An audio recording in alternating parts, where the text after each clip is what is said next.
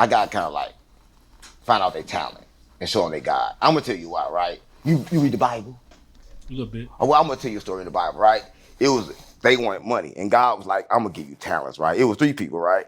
God gave them talent. God gave the first person talent. He gave them 3 talents. Gave the other person 5 talents. Gave the other person 1 talent, right? That's what I got, mama. So the one person they came with their talents, and God came back, and it was like it was a king, but we're gonna say God. He came back and said, "What you do with your talents?" He said, "Well, I took my 3 talents and I made 10." He said, "You did good. You go on." He said, "Other guys, what you do with your talents?" He said, "Well, you gave me 5. I took them 5 talents and I made 13." They said, "Well, you did good." They asked the other nigga, "What you do with your talents?" He said, "Well, look, I got this 1 talent for you. I was so scared to use it." You know what God did?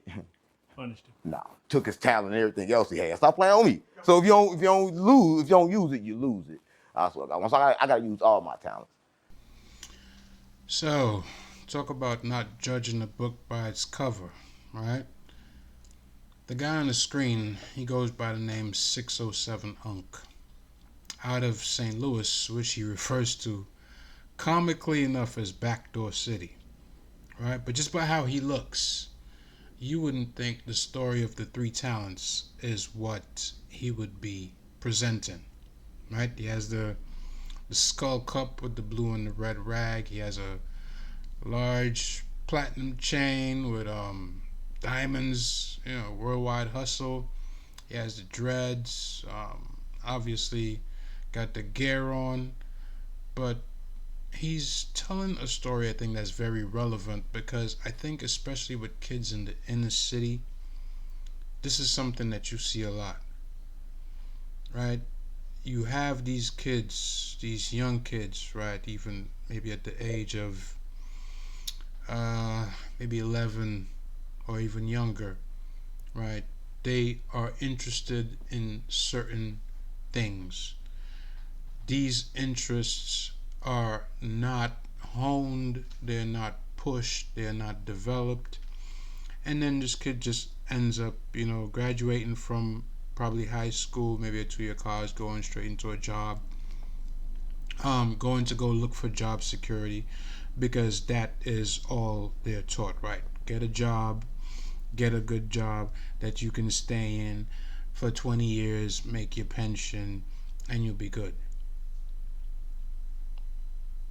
Is that all that it's about, though?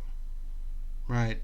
I've seen young kids, right? Maybe some a little, maybe between 11 and 13, already have a size that is physically imposing. Obviously, this would be a kid that should be put in Little League, right? Whether it's baseball, basketball, football, soccer, whatever, a naturally gifted physique shouldn't go to waste, right? Because any recruiter that sees this kid when they get to high school or college, they're going to want this person to play for them, right? And sometimes even the kids that only make it to like 6 foot, I'm not talking about those that are like crazy tall. Obviously, those that are crazy tall, I guess a no brainer.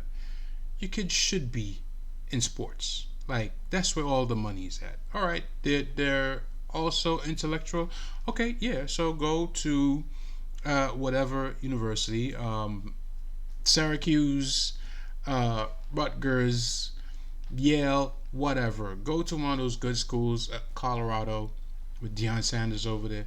Whatever school, they're going to recruit you. They're going to want to use that physique of yours to get them to a championship. Because don't forget, sports is a $1 billion industry in this country, right? Just look at the different stars that you know that have come and gone in sports and the kind of impact that they have financially on the industry. Kobe, Michael Jordan, um, Mike Tyson in boxing, Mayweather in boxing, uh, Gretzky in hockey, and Nolan Ryan, uh, baseball, Patrick Mahomes in football. Um, was the kid from Baltimore, Lamar Jackson. Right, these guys are getting paid tremendous amounts of money. Alex Rodriguez from baseball. So, okay, so for sure, if they have that physique and they can go to a training camp, they can go to Little League and show these talents out, sure enough, that path is theirs for them to walk on. Right? But let's say your kid is alright, he's not physically imposing, not big, and he's a bit of a nerd.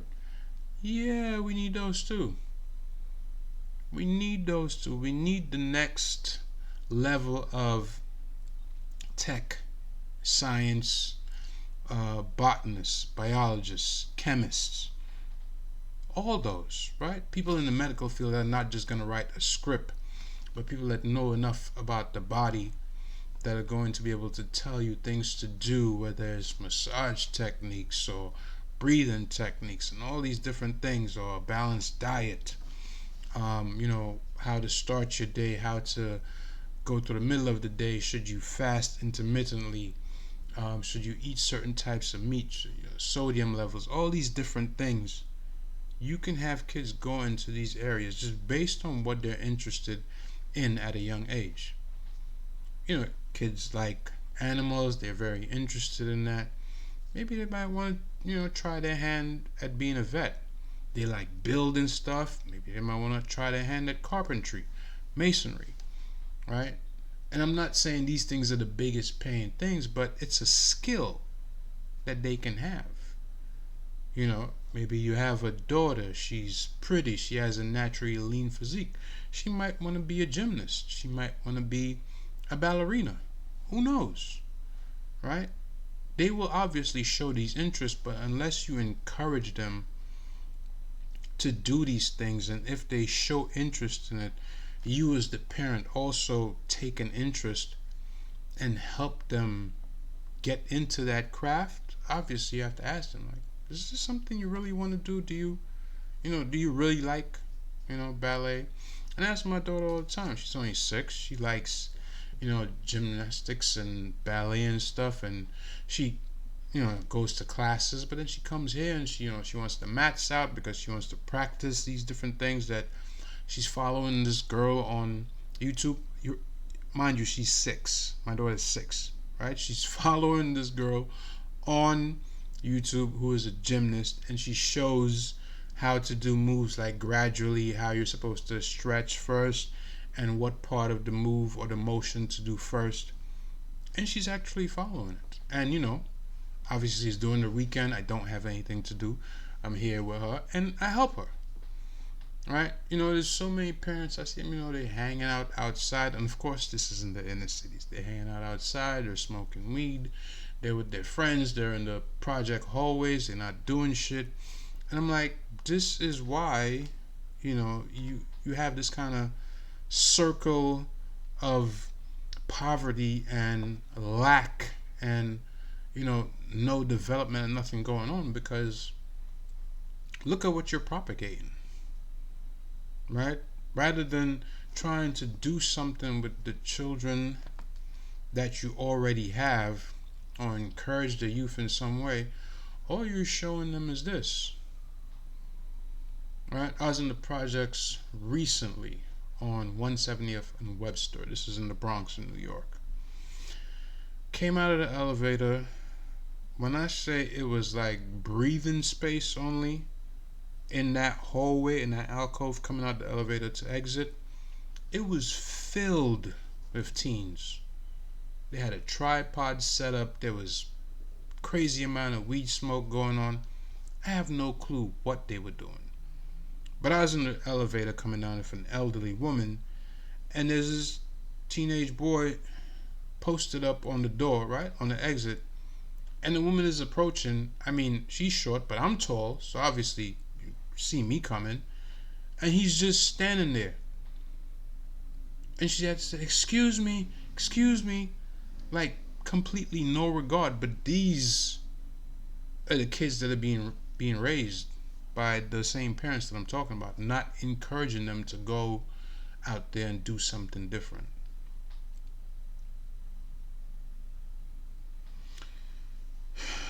But I think this message is important. I think it is. I think anybody that hears it, would have to take it as such, right? Regardless of his appearance and whatever, right? This message is timely. It's for today. Whenever you see this, it's still for today, because it'll apply at any point in time.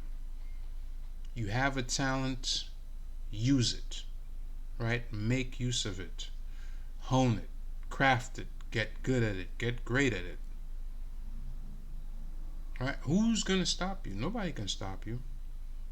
You could follow online with different kinds of talents, whether it be playing the piano, playing the guitar. There's different ways for you to learn. Even if your parents can't afford, or you're a parent and you can't afford to like send your kid to classes, you can't afford to pay for classes, you can help them along, right? Not it doesn't have to be etched in stone that this is the way it has to go. No. And especially if they're just physically good, whatever school they're going to, get them involved in the sports in the school. That way, even if you don't have money to send them to a league during the summertime or whatever, they can be active, right, and take part in the school sports.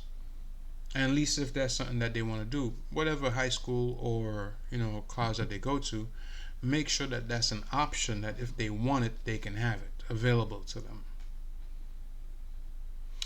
Anyways, that's my message for today. That message is, number one, looking at 607 Unc, don't judge a book by its cover, right?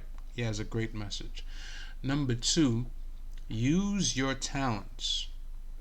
If you're a parent watching this and you have small children, encourage them from now, from today.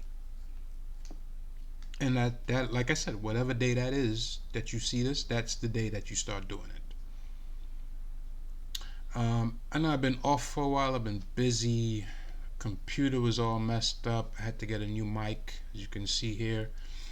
Different things, but I'm back. So expect more content. Expect more reactions from 607 Unc, because I've watched some of his content and he has some interesting things to say. So be sure to subscribe to the channel. Make sure you hit that subscribe button. That's the least that you can do for me, right? If you enjoyed the video, make sure you subscribe, hit all notifications, so that the next time I'm on here, you'll see me and you'll hear what I have to say.